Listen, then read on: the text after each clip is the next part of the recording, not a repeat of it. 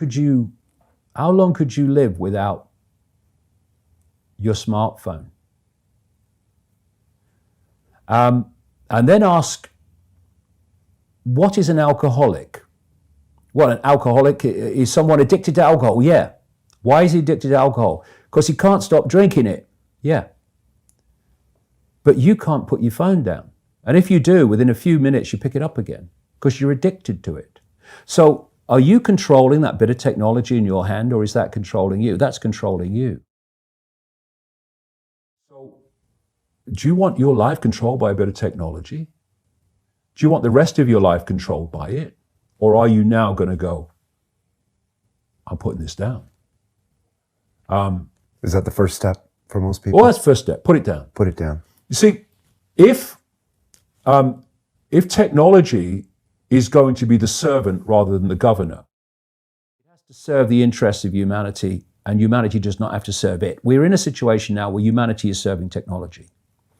And it will be serving AI. Increasingly, it is serving AI in its algorithmic expression.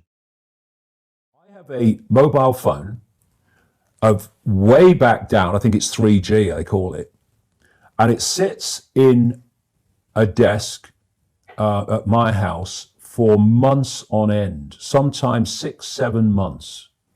If I'm in a situation where I need to communicate with someone, that I won't have any other form of communication where I am, I might have it with me.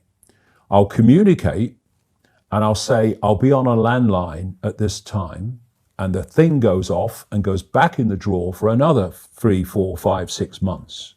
It serves me rarely when I'm in that situation. And you find there is very, very little that won't wait till you're on a landline.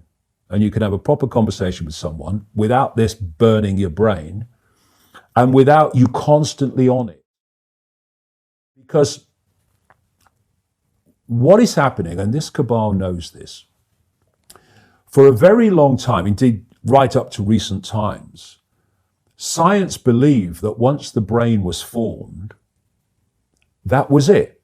That's how it stayed. Now they know it's very different through this thing they call brain placidity.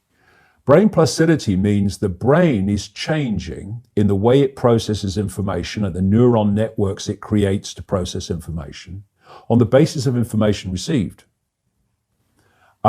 So what we've had in this very short time is the human brain bombarded with digital electrical stimulus that it's never experienced before.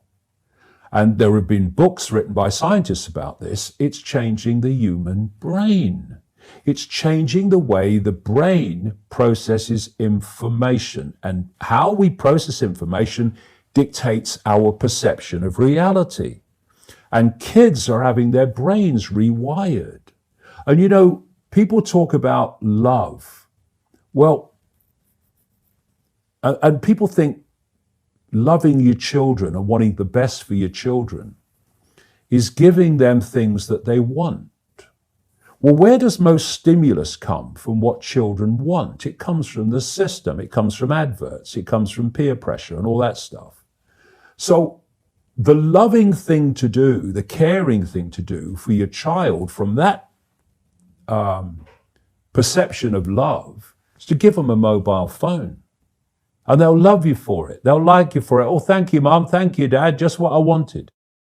The really loving thing is not to give them a mobile phone and to take their disappointment and to take often their anger. You don't care about me, because you care about them deeply, because you're not supporting them going down this road of technological control. So when people say there's nothing I can do, I'm just little me, first of all, you're not little me, that's just a perception of yourself. But there's endless things we can do.